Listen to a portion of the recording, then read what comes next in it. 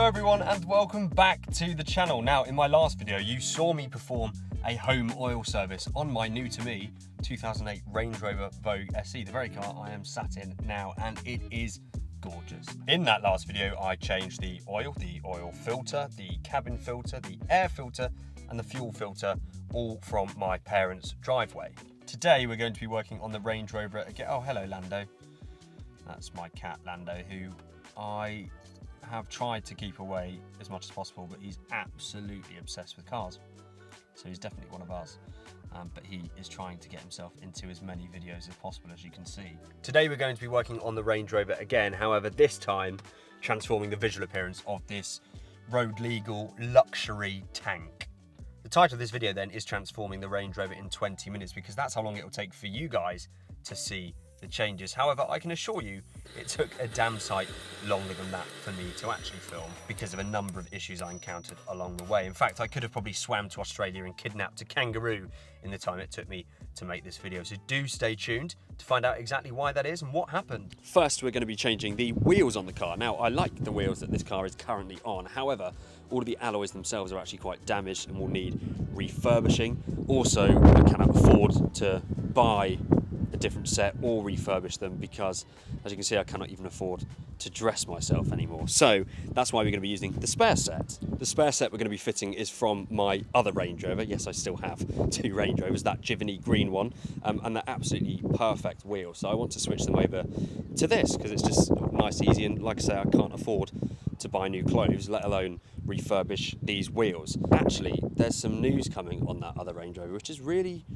sad. So stay tuned and subscribed if you want to hear more about what went wrong. So fear not everyone, I'm not a complete psychopath and will indeed be cleaning the wheels before fitting them onto the car. They've probably never even been cleaned on the inside before. But before cleaning them, there was a slight issue in the fact that I made a bit of an error when buying this car. In my blind excitement of spontaneously buying another Range Rover, I forgot to check that the car had a locking wheel nut with it, and well, no prizes for guessing the outcome of that. To fix this then, I needed to source a replacement, and near me is Lookers Land Rover Buckinghamshire, and they actually have a drive-in service centre. Take a look. Well, this is really interesting. I am in a drive-in or a drive-through Land Rover service centre. I'm at official Jaguar Land Rover here near Aylesbury. You can see there's a huge service rank down there. And yeah, look, you literally just drive in and they ask you what you need. No appointment. So my issue is that I don't have a locking wheel nut for this car, and I need to be able to obviously take the wheels off and change the wheels.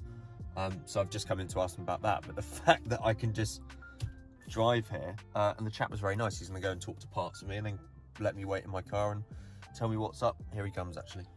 So what actually happened at the service centre is I got down on my knees with a Land Rover technician and a handful of nuts. And we went through trying each one until we found the match, which happened to be Type L. They took my details and promised to give me a call back to quote a bank-breaking price for the nut, and guess what? They never called back.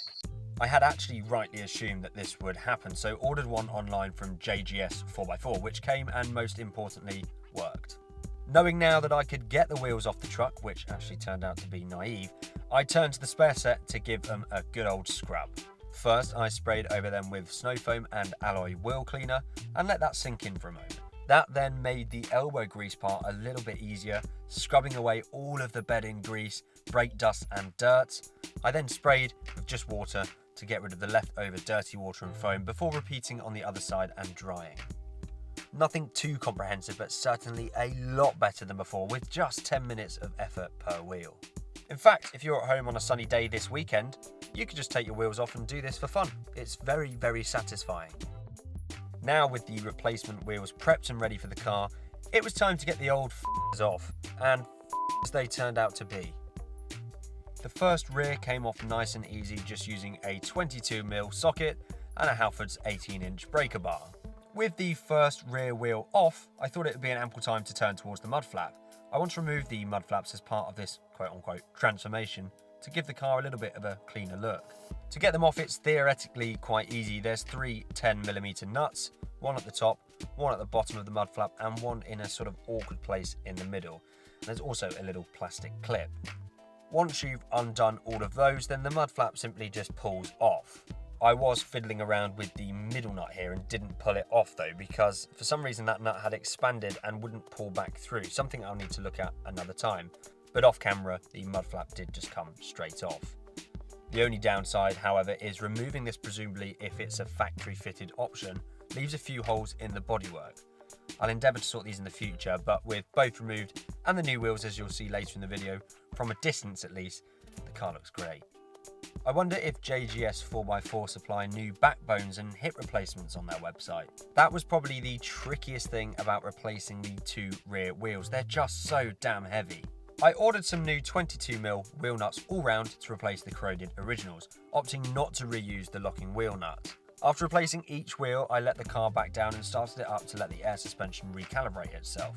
Jacking it up seems to somewhat confuse it and leave one side looking like it's collapsed.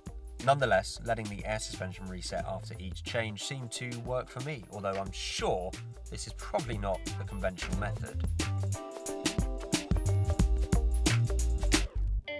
Now, sadly, this is where my confident and positive rhetoric will end, however, as to remove the front wheels would cost hundreds of pounds, about 10 years of my life, and enough foul language to rewrite the Urban Dictionary. So let me give you a little bit of an update then. I've been having an absolute nightmare. As you can see, the rear two wheels have been fitted without problem. New nuts on them as well, so they're looking good. This, however, we've got a completely rounded nut.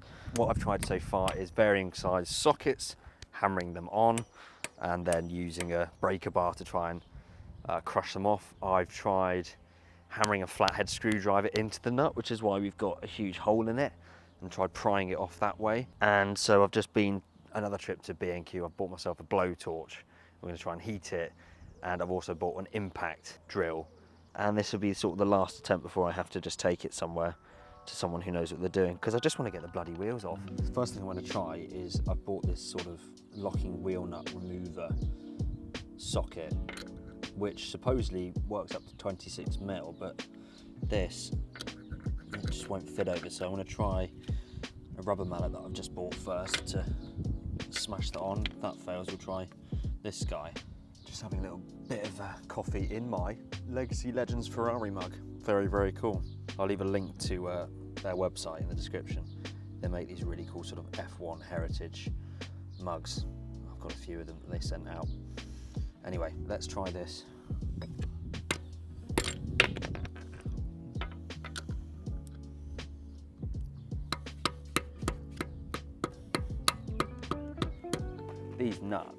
These nuts should be and are 22mm on these cars. Now, because of the way that this is rounded, a 22, if I can just find a 22 quickly, doesn't fit. And a 23 barely fits either. Just, I mean, look, it's really, but that just spins. It doesn't actually do anything. What I want to try and do then is heat it up and then see if we can get this nut remover on, or the 22mm, which is obviously what it's meant to be.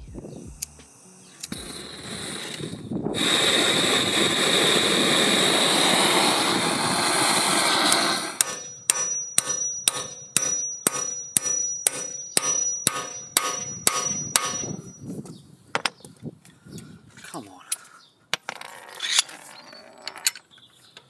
No, that's not. Or is it? Have I done it? Oh my gosh, I think that's worked. Wait, no way. No way. No way. No way that's worked. No way that's worked. Yes! You son of a bitch. Got it. I got it out. Now we've just got all the other ones to worry about. Okay, well that is freaking incredible news. So I've just been away for the Easter weekend. Today is Wednesday. I think I spent Thursday and Friday trying various things to get this wheel off, and we finally done it. So what I did there was use this butane gas blowtorch. to just heat the hell out of this wheel. And obviously this lug nut in there, as you can see, I've sort of damaged the alloy itself, sort of melted it. And for whatever reason, that has meant that I've just been able to absolutely batter a 22mm socket onto the lug nut, and it's just come off with ease. So let's now try and jack the car up and get the other 3 off and replace the wheel, and then we've just got the other side where I think we're going to have a few more issues. Now the only problem is that when I'm hammering them on like that, this 22mm socket is absolutely well and truly, I mean, welded to the old lug nut, so I don't think I'm going to be able to get that off. So I've gone again to the shop, spent more money and bought several 22mm sockets in anticipation of the fact that, well, we're going to need new ones every time, basically, for every lug nut. There may be a better way of doing it, or in fact I might even be able to use the blowtorch to melt this back off, but I don't think I'm going to be able to reuse that. But I really don't care. If I can literally get the wheels changed, I will be so infinitely happy, because, well, I'll have finally succeeded, but also we'll be able to move on to the next stages of the things that I want to sort of change in this video.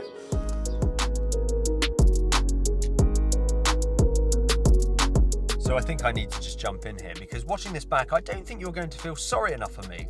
Although ultimately to get the lug nuts off, it just required some heating and a 22mm socket and a hammer, I did buy literally half of B&Q in Halfords before working that out.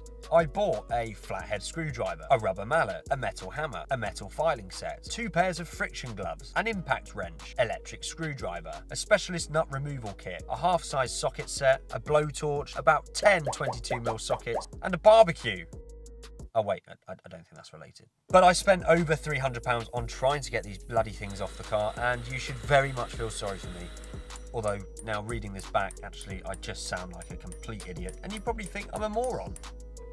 But nonetheless, this same method of removal worked for the other front wheel too. Heat the nut, hammer on a 22mm socket, hard, and repeat on the other 2 nuts, in this case, that needed the same treatment. I'm going to put the car in to have the wheels aligned and balanced, and with that, they should be all done.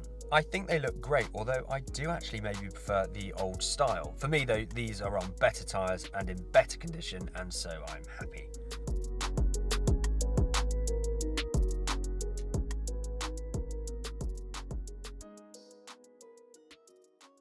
So next up on today's list is to replace the side lights. I've been getting a check side light warning intermittently on the car, so thought I'd change them out for some xenons. This is actually an extremely easy job to do on these Range Rovers, as you're about to see, and so I'm thinking about upgrading all of the other headlight bulbs too. The bulbs I've bought here are actually really cheap ones, about £5 on eBay, so we'll see how long they last. But for me, this was just an excuse to get the tools out and make a fool of myself on the internet. To change the side light bulbs, you have to take the headlight casing out. To take the headlight casing out, you have to remove the front grille, which is really easy. There's 3 Phillips head screws along the top that need to be removed, and then you just pull it off. You then have another 3 Phillips head screws on each side for the headlight casing. One of them is tucked away in the bottom right, which is the reason you need to first remove the grille. Once you've undone these, simply pull the casing out and remove the electrical connection at the back. Take your headlight to a workspace, or perhaps like me, the tailgate of your Range Rover, and remove the disc-shaped plastic panel by twisting. The side light bulb is removed by gently tugging on the black and red wires going into the plastic casing of the bulb itself. Once you've got that, just pull the bulb out and put the new one in. In terms of refitting the casing, it's just the reverse of what you did to take it out. And here's a before and after.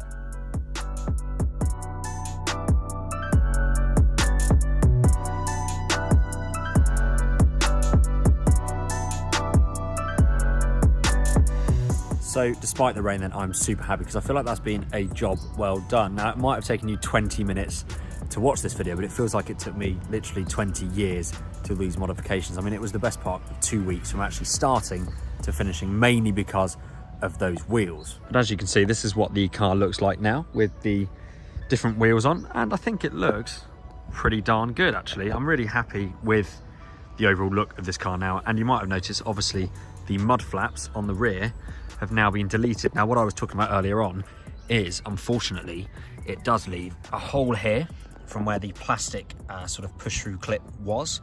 There's obviously this sort of nut or screw exposed now, but that's not too much of an issue. And this one here is the one that will not come out because it's sort of expanded on the other side of this panel, and so it will not pull through.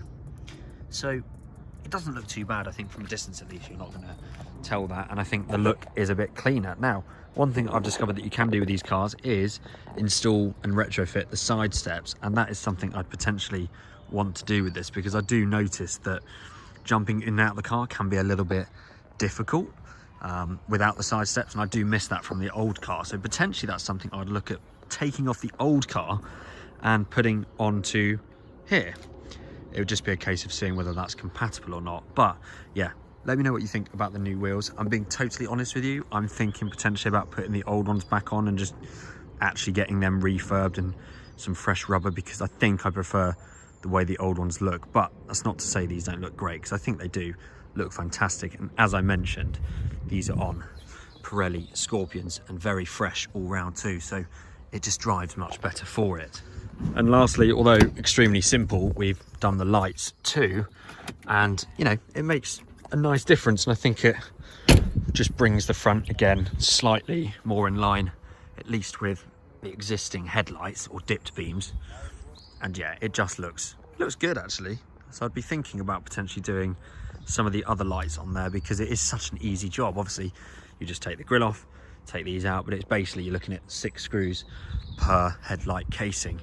And yeah, very happy with the result. That's I'm going to show you one of the old mud flaps just there, so you can literally just see the connection points, and that plastic bit there is the bit that makes that little hole.